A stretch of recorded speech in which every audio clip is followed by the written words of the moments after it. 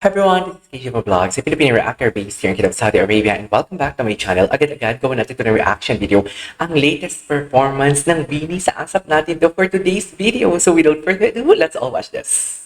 G. G nga. Eh bakit ano nangyari kay Laika? Ang lakas mo mukha. Birthday ni Laika. Wait lang, i-forward natin.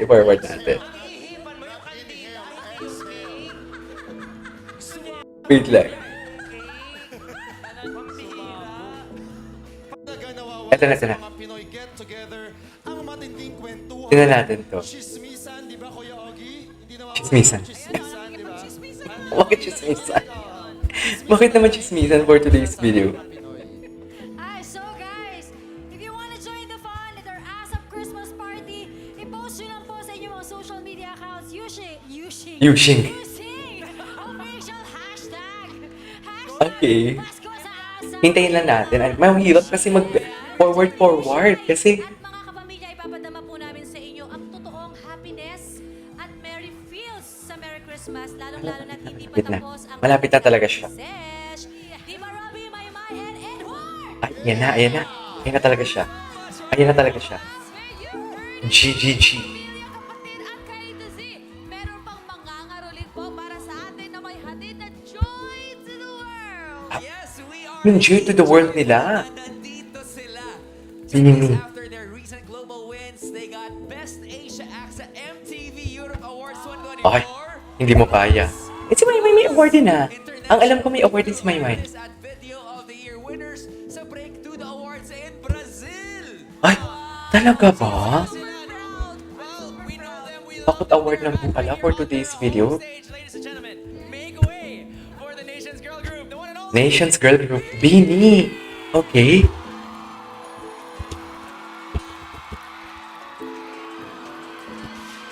Ay, cutie! Ang cutie nila. Wait lang. Napansin ko talaga si Maloy. Sa totoo lang, si Maloy talaga ang napansin ko for today's video. Ang cutie ni Maloy, ang cutie ng buhok nila. Plus the wardrobe itself, ang perfect. Ang ganda!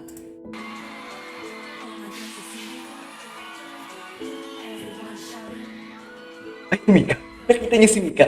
Sorry, hindi ko lang kasi siya maibalik talaga. Kasi pag binalik ko, sobrang uulit talaga tayo sa simula talaga. Kasi naka-live siya.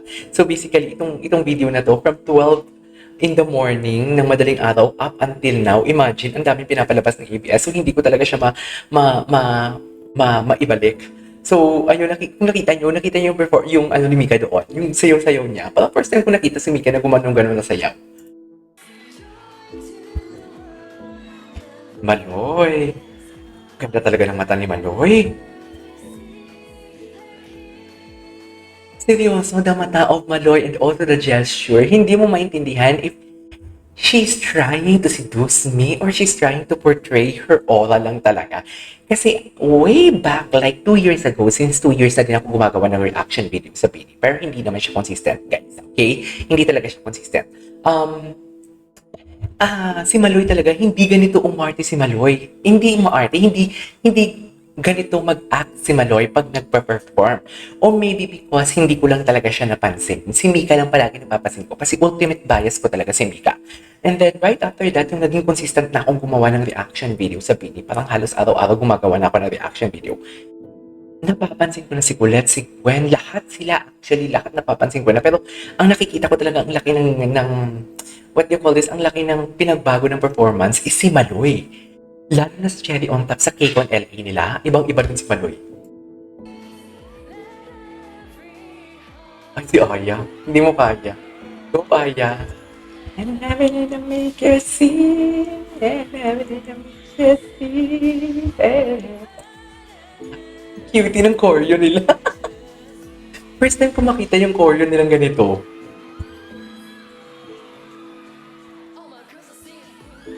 Okay.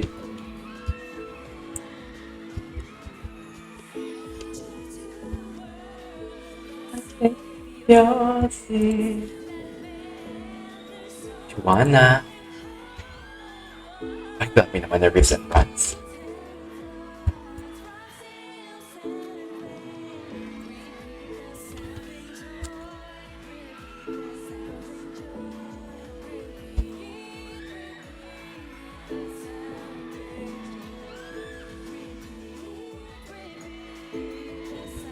Sheena. Sino siya? Nakakaloka. Grabe yung hiyawan.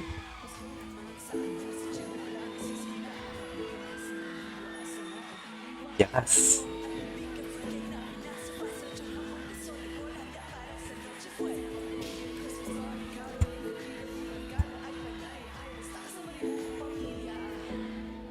Okay.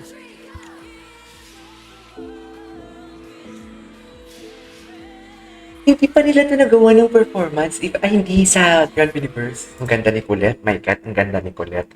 I cannot contain my emotion for today's kay Colette. Ang ganda ni Colette talaga. Hindi pong alam mo yung makeup niya. Very natural lang. Very light lang talaga. Neutral na neutral. Nude na nude, should I say. But look at that. Ang lakas ng sex appeal niya talaga. Maybe because dahil sa mata niya, yung mata niya na parang chinita na parang gustong matulog. Get niyo ba yun? Mapungay. Di ba?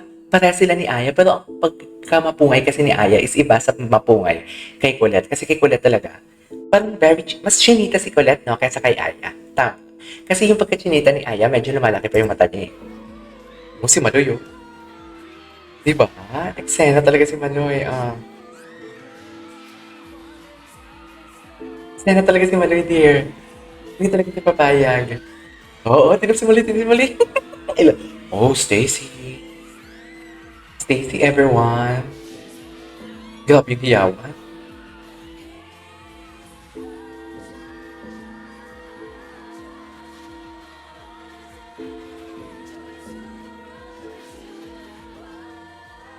Wow, the harmonization though.